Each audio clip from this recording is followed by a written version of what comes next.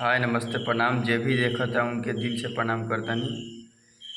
तो हम पैसा रही तो ऐसा बात नहीं थे कि हम गाना जाके ना गईती।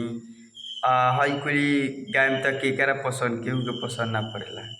ए बेरा सब लोग सोचता है इंटरटेनमेंट गाना बढ़िया गाना स्टूडियो में जाके गावल जाई।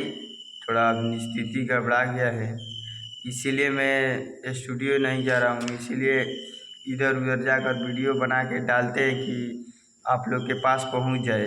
नहीं तो मेरा चैनल वीडियो नहीं डालेंगे तो आप लोग हमको देखेंगे नहीं देखेंगे।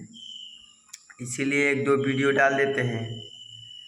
चलिए एक और गाना गा कर सुनाते हैं आप लोग का। गरीबी वाला गाना है रितेश भैया का।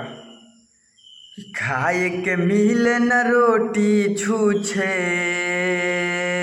हो, खाए के मिले न रोटी छूछे, ए हालत में कोई न पूछे, हाय रे बदनसीबी रे गरीबी, दुनिया में केहू ना करीबी रे गरीबी, दुनिया में केहू ना करीबी। खाए के मिले न रोटी छूछे, ए हालत में कोई न पूछे, हाय रे बदनसीबी रे गरीबी, दुनिया में केहू ना करीबी रे गरीबी, दुनिया में केहू ना करीबी। तो सपोर्ट करिए अपना छोटा भाई को।